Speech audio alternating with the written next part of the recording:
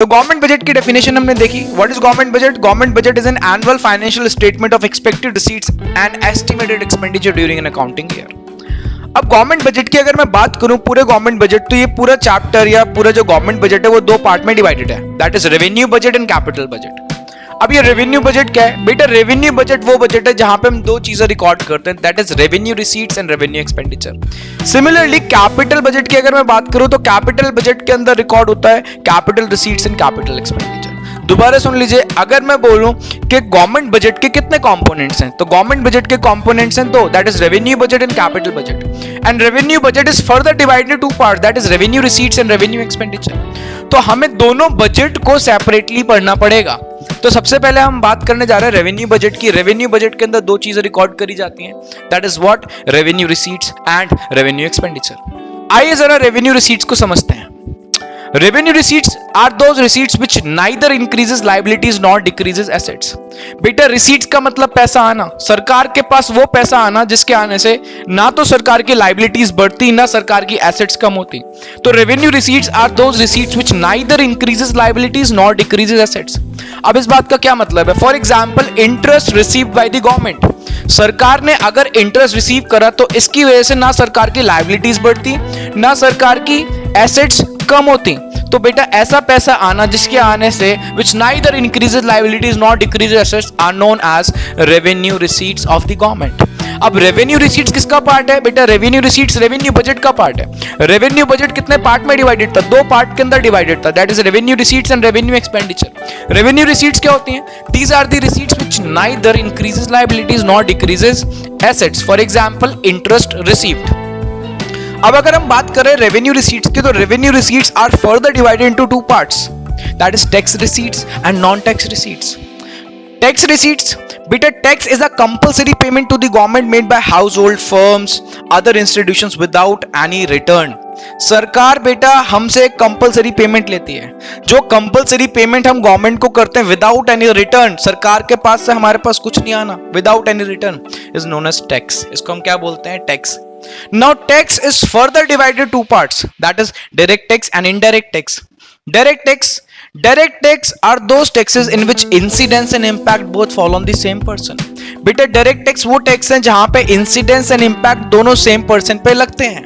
क्या मतलब बेटा? इसका मतलब है डायरेक्ट टैक्स वो टैक्स जिस पे टैक्स लग रहा है, पे भी वही कर रहा है, इंसिडेंस जिस पे जा रहा है, इंपैक्ट भी उस पे आ रहा है. For example income tax.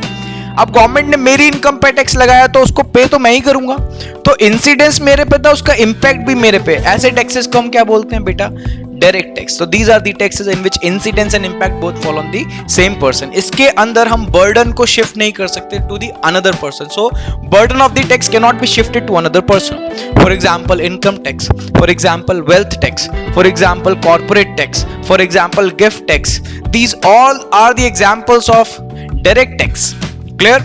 तो इनडायरेक्ट टैक्स क्या है बेटा? Indirect tax are those taxes in which incidence and impact both fall on the different person. ये वो टैक्सेस हैं जहां पे इंसिडेंस एंड इंपैक्ट दोनों डिफरेंट पर्सन पे लगता है. ठीक? फॉर एग्जांपल लगा किसी पे किसी और ने करा. सर्विस टैक्स लगता है किस पे? सर्विस प्रोवाइडर पे. पे कौन करता है? कस्टमर.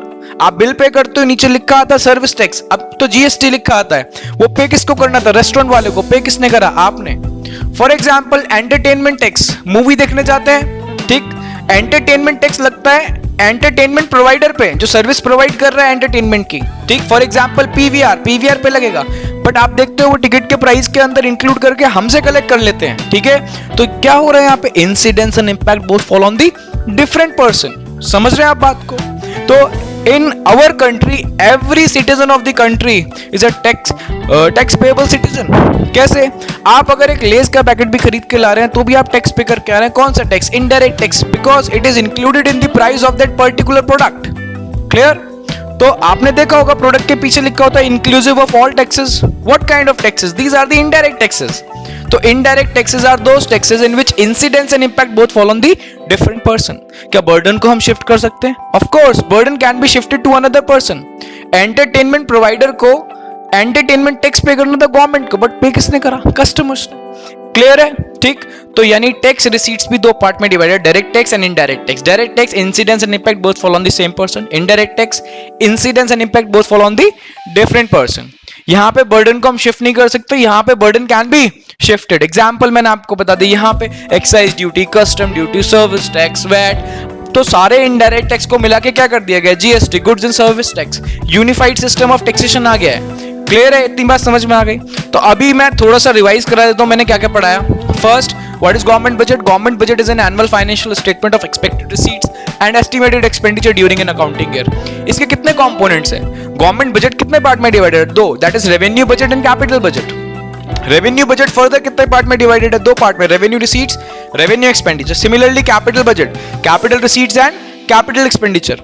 रेवेन्यू रिसीट्स क्या होती हैं? These are the receipts which neither increases liabilities nor decreases assets. ठीक, अब रेवेन्यू रिसीट्स भी कितने पार्ट की? दो टाइप की बेटा। पहला टैक्स रिसीट, दूसरा नॉन टैक्स रिसीट्स। अब टैक्स की भी बात करें तो टैक्स भी दो पार्ट में डिवाइडेड है, that is direct tax and indirect tax. Direct tax incidence and impact both fall on the same person, indirect tax incidence and impact both fall on the different person. Thank you.